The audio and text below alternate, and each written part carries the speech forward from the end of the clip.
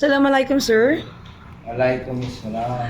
Yes, sir. Can you please give us some update with regards to incoming plebiscite here in Maguindanao del Norte? Yes, with the passage of the Bangsamoro Autonomy Act, creating two municipalities out of the two in Sinsuat and one municipality out of the Sultan Kudarat, the deficit to ratify such creation by the voters of those municipalities will be count will be this September 7 for Sultan Kudarat municipality and September 21 for the Datuudin Sinswat.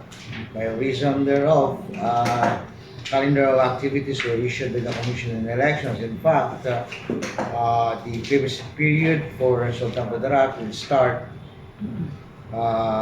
tomorrow, August 7, 2025. So, all of those prohibitions will now take effect. No, bawal na magdala ng baril outside of residence, even if you have permit to carry and even a license for that matter. Hindi ka pa rin pwedeng magdala ng baril outside of your residence, especially in public places, unless of course you're issued with an exemption from the Commission on Elections. Bawal na rin mag-appoint at mag-transfer doon sa mga civil service employees. In fact, for promotion, it's absolute na no promotion shall be made within the plebiscite period. So, iiral na yan starting tomorrow. So, pinagbabawalan na lahat, especially the civil service officials who intends to transfer. But of course, it admits of exception. Pwede kayong humingi ng exemption from the Commission on Elections. If it's within the province and of course within the region, you can have an exemption from the Office of the Regional Election Director. Somehow, as I've said, absolute yung sa promotion talagang bawal. Mag-promote, bawal rin ang mag-increase ng salaries. So, other prohibition, of course, yung is expenditure for public infrastructures, that would be on the municipal level ng mga projects. Bawal yan, but of course, you can always ask exemptions. That's it. But of course, I would like to inform everyone as well that we are having our command conference come this August 24 in the afternoon at our proposed venue would be at Camp Awang in the Sinswat. Okay. Yes po. So what will happen if ever po that the municipality will not be able na manalo yung no? Kung manalo no, it will be as is, municipalities as is pa rin, municipality of Datuudin Sinswat and of course, municipality of Sultan Kudarat. It is as if no law was passed for failing to be ratified by the people.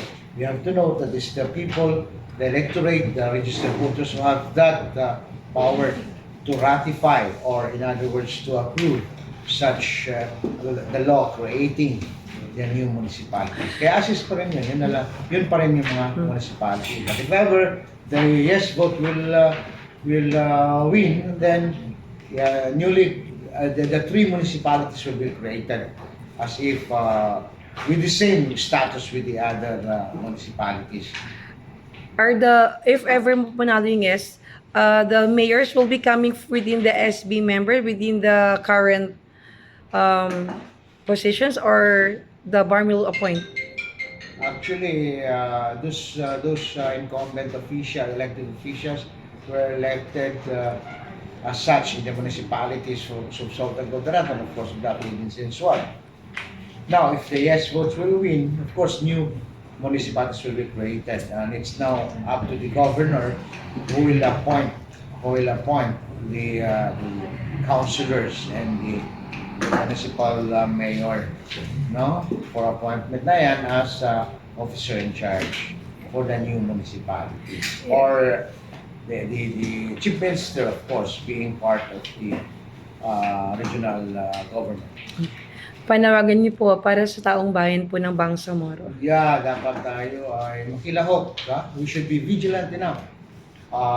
Gamitin natin ang ating privilege to vote, not only in this plebiscite, but of course, in all of the political exercises. It's actually the best way of participating in a democratic exercise. So ito yung privilege natin, ito yung rights natin, so makilahok tayo,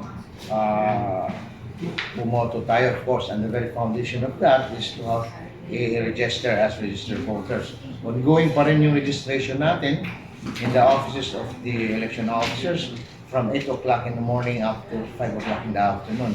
You'll be accommodated in the office of the election officers in each of the municipality. But you should only register, of course, kung wala ka pang registration records. Otherwise, kung maging dalawa, tatlo, apat man, multiple registration, you will, of course, your other registration records will be deleted, and of course, you may be charged criminally in courts. So, bantayan natin yan.